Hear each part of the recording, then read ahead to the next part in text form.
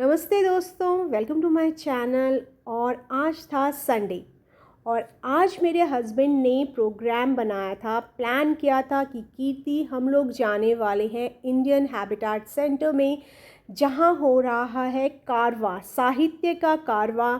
शायरी सुनने को मिलेगी, मुशायरा सुनने को मिलेगा। और तो ऑलरेडी डिसाइडेड था, तो हमने जल्दी से मॉर्निंग में नाश्ता वाश्ता किया अपना, तैयार व्यार हुए। हालांकि 12 o'clock का टाइम था। हम थोड़ा सा लेट हो गए थे फ्रेंड्स, लेकिन लकीली हमें कोई भी ट्रैफिक नहीं मिला और हम यू नो आराम से पहुंच गए थे। पार्क की अपनी गाड़ी और मैं तो जल्दी से जैसे ही पार्क किया हस्बैंड ने, मैंने कहा मैं तो जा रही हूँ, पहले देख लूँ कहीं ऐसा ना हो हमें सीट ही ना मिले।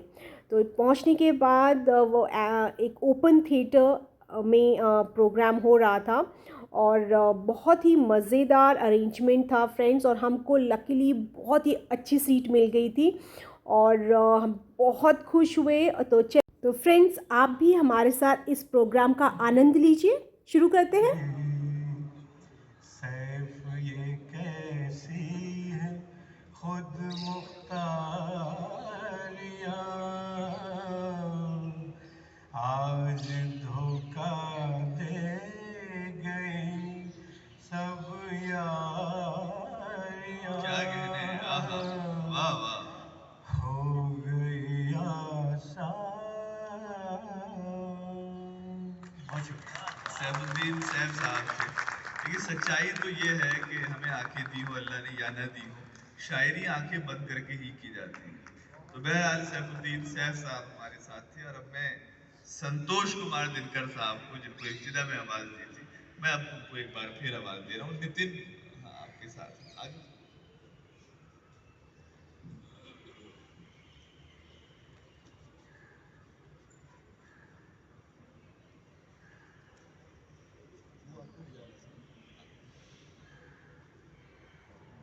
संतोष कुमार दिनकर साहब अब माइक पर।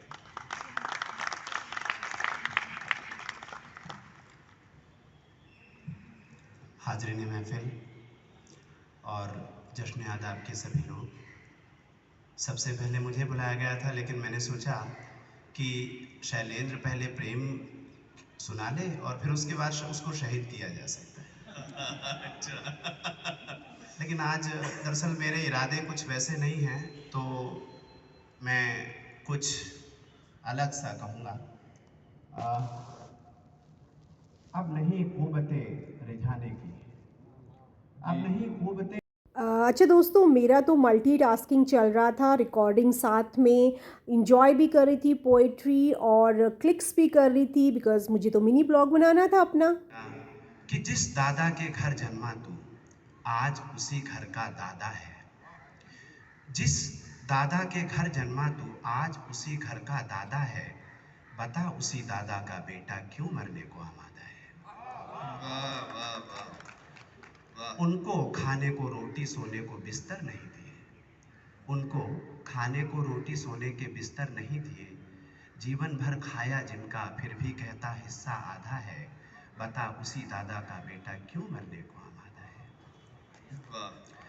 सामाजिक परिवर्तन के नारों में इतने व्यस्त हुए तुम, सामाजिक परिवर्तन के नारों में इतने व्यस्त हुए तुम, क्या जानो मौसम ने बच्चों के सर बोझ कहाँ लादा है।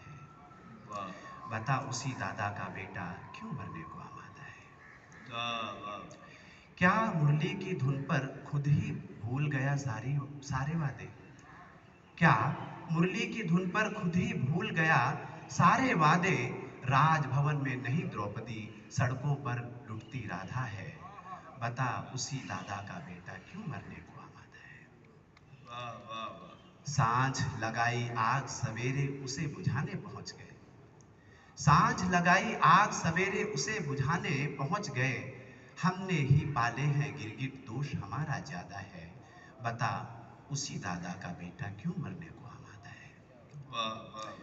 उसकी नीयत ठीक नहीं, तुम उससे खबरदार रहना। उसकी नीयत ठीक नहीं, तुम उससे खबरदार रहना। एक तीर से दो शिकार करने का लिए इरादा है। बता उसी दादा का बेटा क्यों मरने को आमादा है। वाह वाह।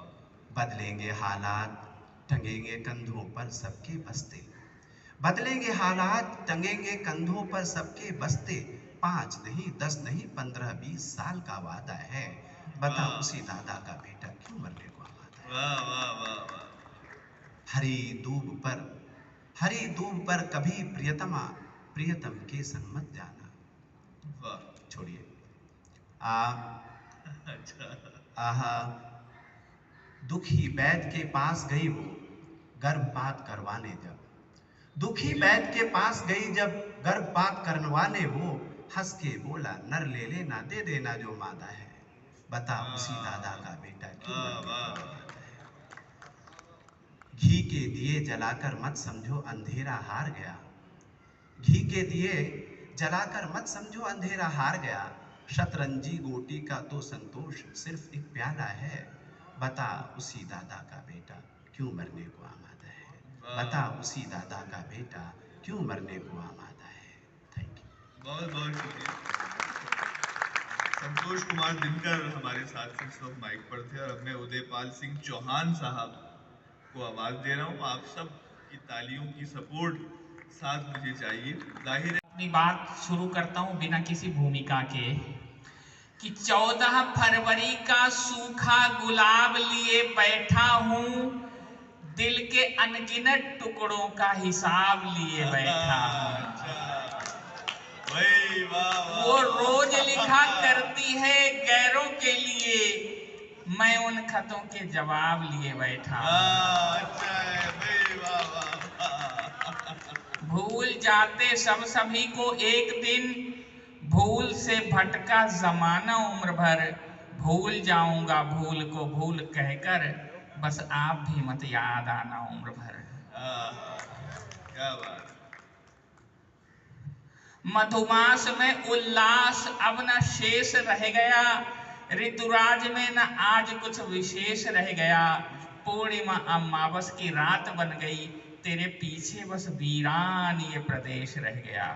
वाह। तो इसी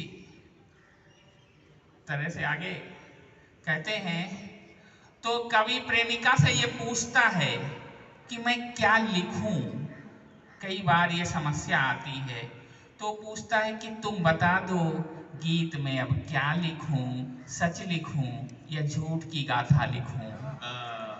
कल्पनाएं प्रेमिकाओं प्रेमियों के प्यार की, या लोकतंत्र के लिए वो चाह म्यांमार की। वंदनाएं देवियों के प्रेम में लिखूं, या क्रूरताएं रूस की यूक्रेन में लिखूं। ये आज का कवि जो है ना, अप्सरा जैसे तेरे श्रृंगार पर लिखूं, या जातिवादी सोच पर विचार पर लिखूं। कल्पनाएं मिलन की विछोह की लिखूं, कि योजनाएं शांति की विद्रोह की लिखूं। किसे अब से राष्ट्र निर्माता लिखूं, तुम बता दो गीत में अब क्या लिखूं, सच लिखूं या झूठ की गाथा लिखूं। फूल पेड़ बागवन पहाड़ पर लिखूं, या शासकों की दंभमय दहाड़ पर लिखूं। हमसे तुमसे हुई किसी भूल पर लिखूं, या आज तालिबान के स्कूल पर लिखूं। रूठने वाले तेरे इतिहास पर लिखूं, या रूठने वाले तेरे इतिहास पर लिखूं, या लालची इस आदमी की प्यास पर लिखूं। किस आदमी को धर्म का ज्ञाता लिखूं, तू बता दे गीत में अब क्या लिखूं, सच लिखूं या झूठ की गाथा लिखूं। प्रणय के सम्मान का वादा लिखूं, या टूटती हर ओर मर्यादा लिखूं। मात्र प्रेयसी के लिए निश्चल बनूं, या अखिल मानव जाति का संबल बनूं। धर्म या विज्ञान से नाता लिखूं, तुम बता दो गीत में अब क्या लिखूं, सच लिखूं या झूठ की गाथा लिखूं। तो प्रेमिका उत्तर देती है कि आपको क्या लिखना है। वो कहती है कि एक भारत श्रेष्ठ भारत के लिए, कल्याणकारी ज्ञान के रथ के लिए। कौन सा रथ? रथ जो अखिल संसार के आगे चले, ध्वज तले जिसके युगों तक सभ्यता फूले फले। क्या कहने। कौन सी सभ्यता? सभ्यता जो प्रेम का आधार हो, जिसमें भरा करुणा दया उपकार हो, व्यक्ति की गरिमा जहाँ का मूल हो, बाग जिसमें हर तरह का फूल हो, संतुलन अविरल न टूटे भावना अभिव्यक्ति का, न्याय से नाता न टूटे राजधर्मी शक्ति का, एक भारत श्रेष्ठ भारत प्रेम का पर्याय हो, जहां सबके हित सुरक्षित एक जैसा न्याय हो, दंड के लायक जहां उन्माद क्रोध जुनून हो, जहां के कानून में सबके लिए कानून हो, भिन्नता कुचली न जाए एकता की चाह में, दौड़ हो पर हो सुरक्षित श्रेष्ठता की राह में, दौड़ हो पर हो सुरक्षित श्रेष्ठता की राह में। बहुत बहुत धन्यवाद। बहुत बहुत शुक्रिया आपका उदयपाल सिंह चौहान साहब। और अब मैं आज के इस मुशायरे, इस महफिल के आखिरी शायर जनाब मनोज कुमार वाजपेयी साहब को आवाज़ दे रहा हूँ। आप सब की तालियों का साथ चाहता हूँ।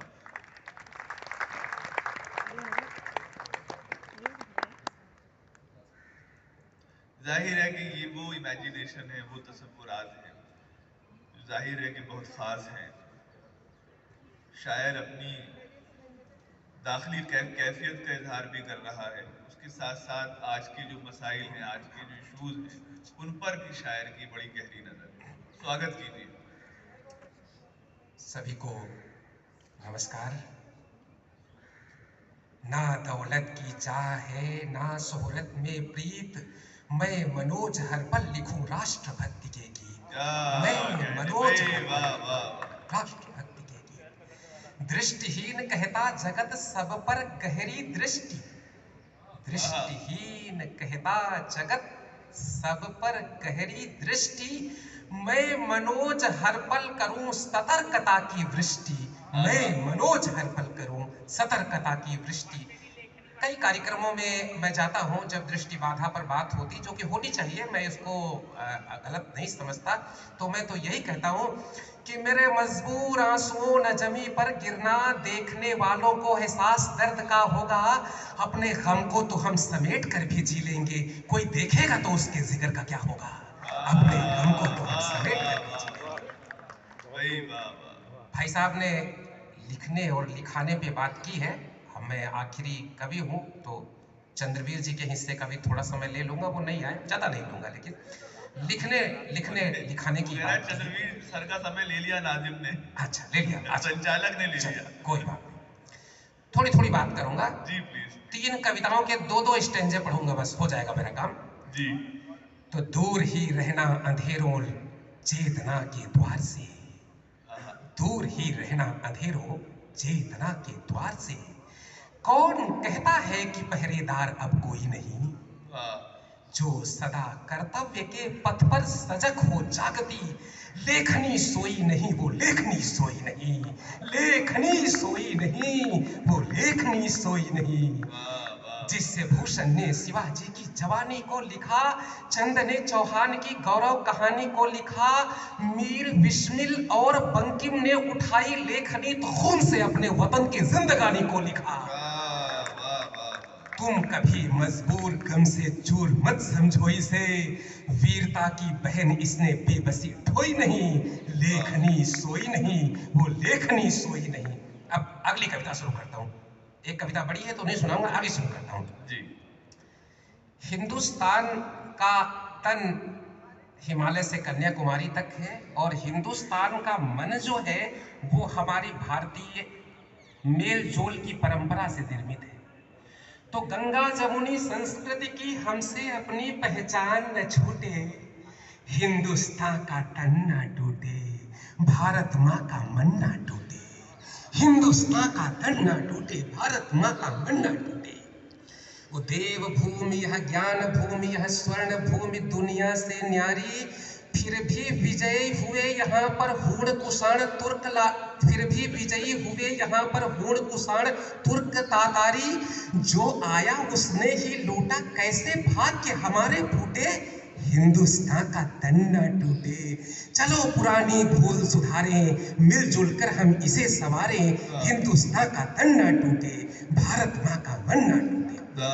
और इस कविता को भी यहीं छोड़ता हूँ, सबसे आखिरी कविता जो कि पूरी पढ़ देता हूँ कि ठहरो ना आपस में लड़ो बाजी लगाकर जान की, ये भारती के लफ्ज हैं आवाज हिंदुस्तान की।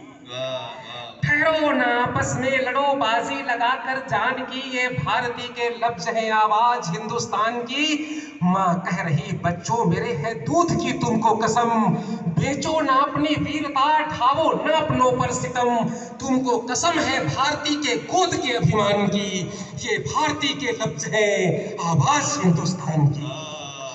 तुमको झगड़ते देखकर दुश्मन मजाक उड़ा रहा, तुमको झगड़ता देखकर दुश्मन मजाक उड़ा रहा, दे दे के तुमको धमकियां सीने पे चढ़ता आ रहा, भेरी बजा दो दुश्मनों के मौत के ऐलान की, ये भारती के लफ्ज है आवाज हिंदुस्तान की। और टूटो नहीं, रूठो नहीं, बिखरो नहीं, अब एक हो। टूटो नहीं, रूठो नहीं, झगड़ो नहीं, अब एक हो, फिर एक स्वर में वीर माता भारती की जय कहो। बस एकता ही शक्ति है हर देश भक्त जवान की, ये भारती के लफ्ज हैं आवाज हिंदुस्तान की। हर देश भक्ति गीत गाओ एकता के राग में, झुलसे न हरगिज ये कदम अब सांप्रदायिक आग में। हर देश भक्ति गीत गाओ एकता के राग में, झुलसे न हरगिज ये कदम अब सांप्रदायिक आग में, तब कोशिशें नाकाम होंगी चीन पाकिस्तान की, ये भारती के लफ्ज है आवाज हिंदुस्तान की। ठहरो ना बस में लड़ो बाजी लगाकर जान की, ये भारती के लफ्ज हैं आवाज हिंदुस्तान की। बहुत अद्भुत। बहरहाल ये पहला सेशन जो रणजीत भाई की ख्वाहिश थी कि जो हमारे विजुअली चैलेंज साथी हैं, इनकी एक अलग दुनिया है और बड़ी ख़ास दुनिया है, उनको भी स्टेज पर लाया जाए और उनकी प्रतिभाओं को भी लोगों तक पहुंचाया जाए। बहुत बहुत शुक्रिया आप सभी का। और मैं ये चाहता हूँ कि जश्न अदब की तरफ से जावेद मुशीरी साहब तशरीफ लाएं और हमारे ये जो कवि गण हैं, हमारे जो शायर हैं, उनको मोमेंटो दें। प्लीज। जश्न अदब को यूट्यूब, इंस्टाग्राम और फेसबुक पर आप प्लीज फॉलो कर सकते हैं ताकि हमारी अपडेट्स आपको मिलती रहे। हम क्या करने वाले हैं, क्या कर चुके हैं, तमाम डिटेल मजीद इसके के जो वीडियोस होते हैं हमारे प्रोग्रामों के, वो यूट्यूब पर अपलोड किए जाते हैं। जश्न अदब साहित्य उत्सव का कल्चरल कारवा इससे पहले हिंदुस्तान के मुख्तलिफ शहरों में पहुंच चुका है। दिल्ली हमारा अपना शहर है, यहाँ पर हम साल में 2 बार बड़े प्रोग्राम करते हैं। उसके अलावा हमारा फाउंडेशन डे भी यहाँ दिल्ली में ही सेलिब्रेट किया जाता है। इससे पहले हम भोपाल थे। एक ग्रुप तस्वीर के लिए आप लोग सभी साथी अपनी जगह पर खड़े हो जाएं।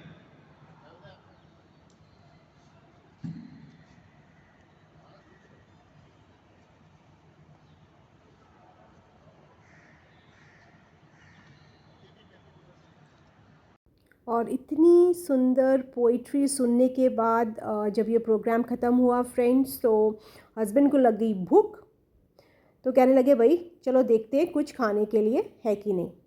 तो हम लोग निकल पड़े और वहाँ पे जो रेस्टोरेंट था उस तरफ चल पड़े। तो पता चला कि यहाँ पे तो बहुत सारी एक्टिविटीज़ होती रहती हैं, राइट। तो साथ में कुछ और भी चल रहा था, राइट। ये देखिए पॉन्ड्स, इस पर हम लोगों को फ़िश भी दिखाई दी। बहुत ही सुंदर है फ्रेंड्स इंडियन हैबिटेट सेंटर। अगर आपको कभी चांस मिले तो ज़रूर जाइएगा।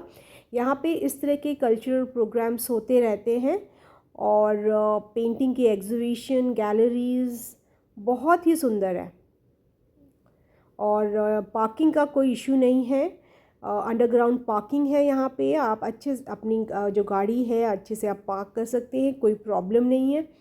तो देखिए हस्बैंड को तो बहुत तेज़ भूख लग गई थी, तो ये तो चले गए जी अपना ढूंढने कि भाई खाने के लिए क्या क्या मिल रहा है। तो पहुंच गए पेस्ट्री शॉप में और इन्होंने हस्बैंड ने ऑर्डर करी 2 पेस्ट्री मैंने मना किया, भाई इतनी बड़ी पेस्ट्री है, इसमें से हाफ़ हाफ़ कर लेंगे, लेकिन हस्बैंड कहाँ मानने वाले थे। और मैं तो डाइटिंग पे चल रही हूँ, लेकिन फिर भी मुझे ज़बरदस्ती भाई ये खिला दी। ये तो चाहते ही नहीं है कि मैं थोड़ा सा भी वेट लूज़ करूँ, तो क्या करती, खानी पड़ी। तो जल्दी से मैंने कहा भाई जल्दी जल्दी फिनिश कीजिए, लेकिन हस्बैंड ने कहा जल्दी जल्दी कोई फिनिश नहीं होगी, आराम से खाओ, अभी टाइम है दूसरा जो प्रोग्राम है स्टार्ट होने में। तो हमने थोड़ी देर वहाँ बैठे, खाई पिया, और फिर और उसके बाद हमने एक्सप्लोर किया इंडिया हैबिटेट सेंटर। और फ्रेंड्स वहाँ पे तो देख के मज़ा ही आ गया। Brunch, lunch, everything was there. Expensive था, एडल्ट्स के लिए 950 और चिल्ड्रंस के लिए, बच्चों के लिए था 650 पर चाइल्ड। और इस तरह से वहाँ पे गैलरीज, ओपन स्पेस बहुत सारा था, तो देख के तो बहुत ही मज़ा आ गया। अगर आप दिल्ली आएँ तो यहाँ ज़रूर आइएगा। सी क्लिक की फ़ोटोज़, हस्बैंड से थोड़ी सी क्लिक कराई फ़ोटो। इतना सुंदर बैकग्राउंड था, तो भाई फ़ोटो तो क्लिक करना बनता ही है, राइट। फिर मैं जल्दी से मैंने कहा जल्दी जल्दी चलो भाई, आप तो मुझे नहीं लग रहा आप दूसरा वाला प्रोग्राम भी अटेंड करेंगे। तो मैं पहुंच